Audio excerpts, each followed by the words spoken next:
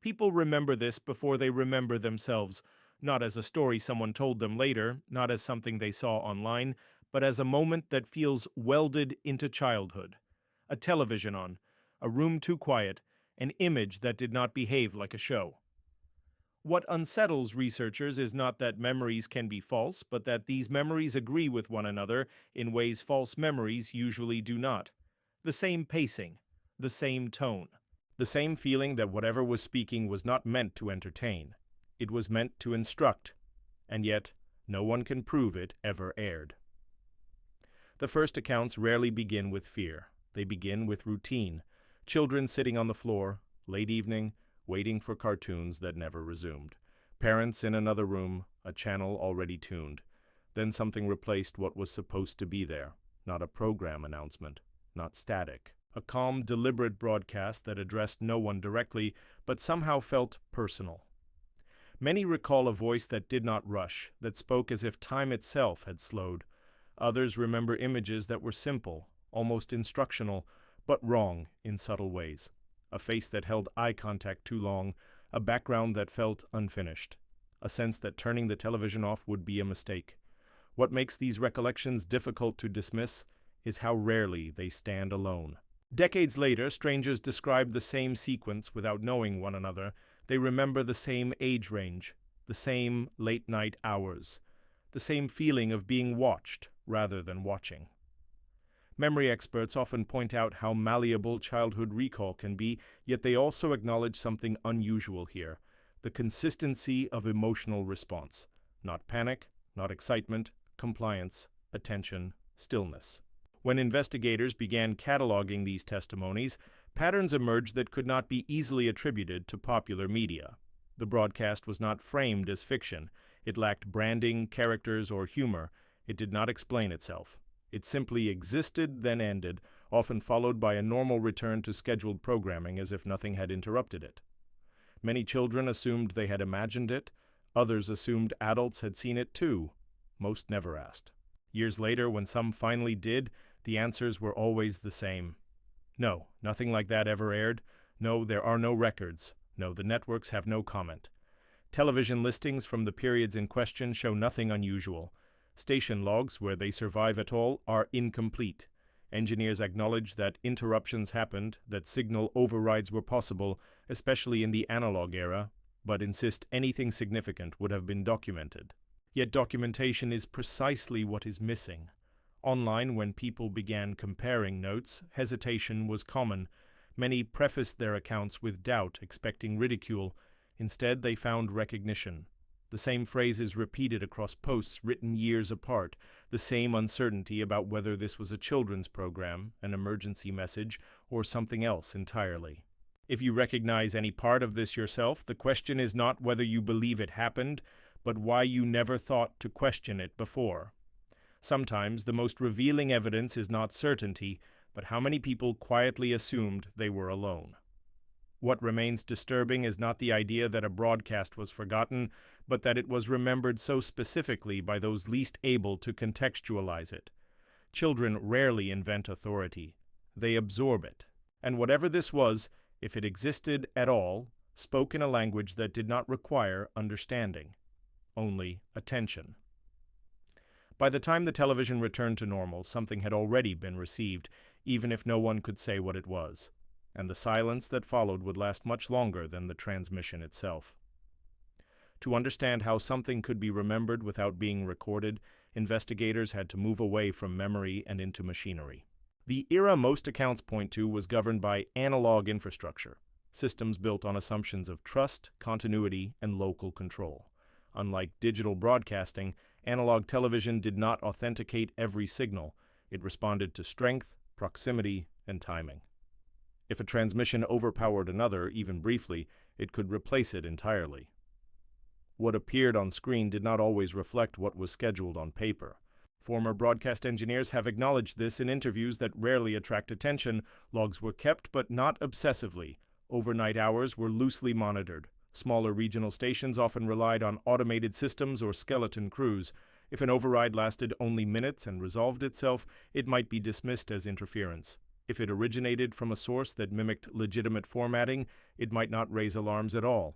The assumption was always that someone else was responsible. During the Cold War, this ambiguity was not accidental. Declassified documents confirm extensive research into signal hijacking, psychological operations, and broadcast penetration. Governments studied how to insert messages into civilian channels, how long attention could be held, and which demographics were most susceptible to suggestion. While most publicly acknowledged experiments focused on radio or print, television was never excluded. It was simply harder to track and easier to deny. Journalists who attempted to trace these childhood memories ran into a familiar pattern. Requests for archival footage returned nothing. Freedom of information inquiries were met with redactions or claims of destroyed records. In some cases, entire years of local station logs were missing, attributed to routine purges or storage failures. No single absence proved anything. Taken together, they formed a shape that was difficult to ignore. What complicates the picture further is how ordinary the remembered broadcast sounds when stripped of its unease. No threats, no overt propaganda, no spectacle, just calm instruction and sustained eye contact. This aligns uncomfortably well with documented government-produced informational films of the mid-20th century, materials designed not to alarm, but to normalize authority. Films that assume the viewer's compliance before earning it. Skeptics argue that this is where coincidence takes over, that children exposed to similar media environments simply constructed similar memories. Yet this explanation struggles with geography. Accounts emerge from different regions, different networks, even different countries with compatible broadcast standards. The imagery shifts slightly, but the structure remains intact. An interruption, a voice. A sense of being addressed without being named. There is also the matter of denial. Networks do not say such a broadcast did not happen. They say there is no record of it. Government agencies, when pressed, do not refute the premise. They state that no information is available. This distinction matters. In investigative work, absence is rarely neutral. It is either accidental or maintained. Some researchers suggest the most unsettling possibility is not that a single broadcast occurred, but that multiple did, distributed and localized, never meant to be recognized as a unified event. If so, the lack of centralized records would be a feature, not a failure. The broadcasts would exist only in reception, not in archives, only in memory. If you are listening to this and weighing skepticism against recognition, that tension is part of the process. Doubt is reasonable. So is curiosity. The question worth holding on to is not whether technology allowed this to happen. It did. But why no institution has ever felt compelled to conclusively close the question. Silence, when maintained long enough, begins to resemble policy, and policies tend to have reasons, even when those reasons are no longer spoken aloud.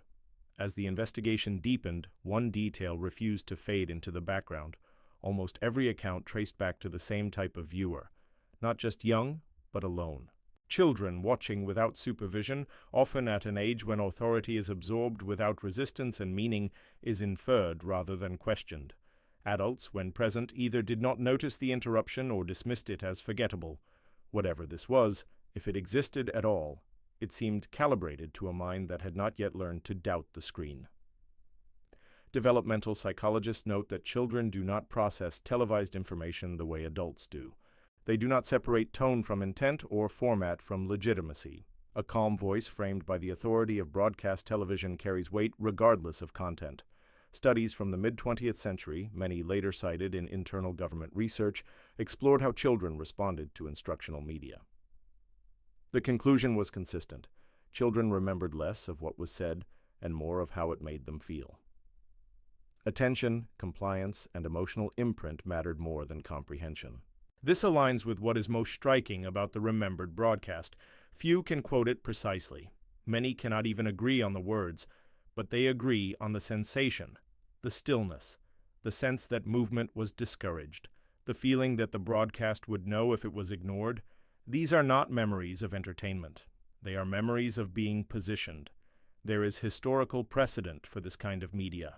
Educational films produced for schools and civil defense initiatives often employed simplified visuals, slow pacing, and authoritative narration. They were designed to bypass analysis and settle directly into behavior. Sit still. Listen. Remember this later. In some declassified psychological warfare discussions, children are referenced not as targets but as vectors, audiences whose perceptions would persist into adulthood, shaping instinct rather than belief. If something like the remembered broadcast existed, children would have been the only audience capable of receiving it fully. Adults would contextualize it, critique it, or ignore it. Children would accept it as part of the world. This may explain why so many parents insist nothing unusual ever aired, while their children carry memories that feel heavier than imagination. The broadcast may not have failed to reach adults. It may simply not have been intended for them. Attempts to recreate the broadcast from memory reveal another unsettling pattern. When people collaborate to reconstruct it, something always feels wrong. The pacing is off. The tone is too dramatic or too flat. The recreations feel like interpretations, not recollections. Those who remember often say the same thing. The original felt quieter, more restrained, as if it was not trying to be remembered at all. In psychological research, there is a term for experiences that are encoded without narrative, memories stored as sensation rather than story. They are difficult to articulate but resistant to erasure. This may be why those who remember the broadcast struggle to explain why it mattered, only that it did. The lack of clarity does not weaken the memory, it protects it.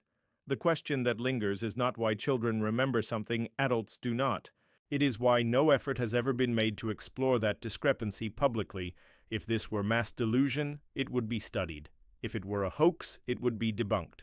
Instead, it exists in a narrow space between acknowledgment and dismissal. A space where responsibility dissolves.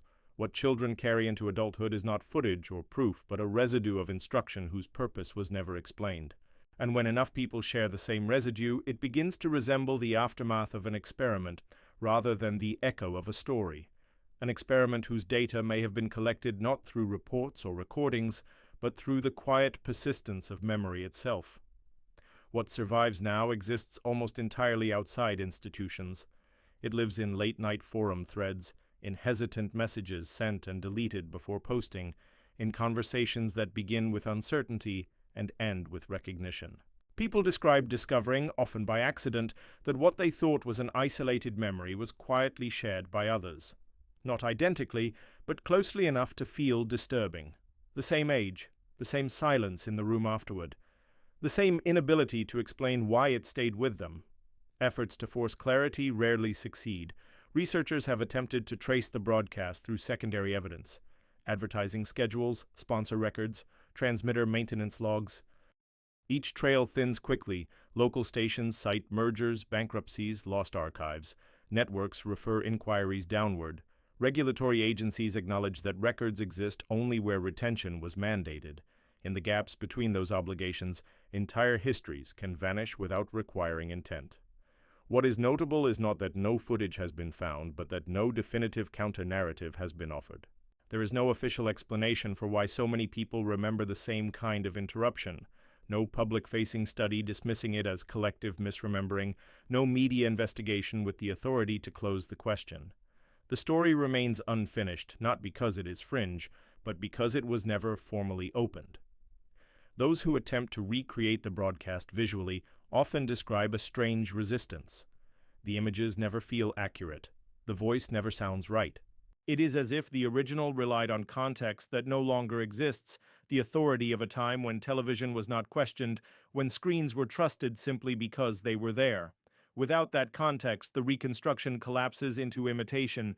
Some suggest the broadcast was insignificant by design, that it carried no overt message because the message was the act of transmission itself, proof that access was possible, proof that attention could be captured and held. In that interpretation, what mattered was not what children learned, but that they listened, that they remained still, that they remembered something without understanding why. The most unsettling aspect is the lack of closure. No whistleblower has stepped forward, no document has surfaced to confirm or deny intent. The event, if it was one, has aged into ambiguity, and ambiguity is durable. It does not demand belief. It only asks to be remembered. If you find yourself weighing skepticism against familiarity, that reaction is part of what keeps this unresolved. Silence does not require consensus. It only requires enough doubt to prevent action. The broadcast, whether real or misremembered, achieved something rare. It left a mark without leaving evidence. And that may be why it was never officially acknowledged. Acknowledgment would require explanation. Explanation would require records. And records, in this case, appear to be exactly what no one can produce. What remains is a generation of adults who remember being addressed before they understood what authority was. A message without a sender, a transmission without a record, and a question that lingers not because it demands an answer, but because no one in a position to give one has ever seemed willing to try.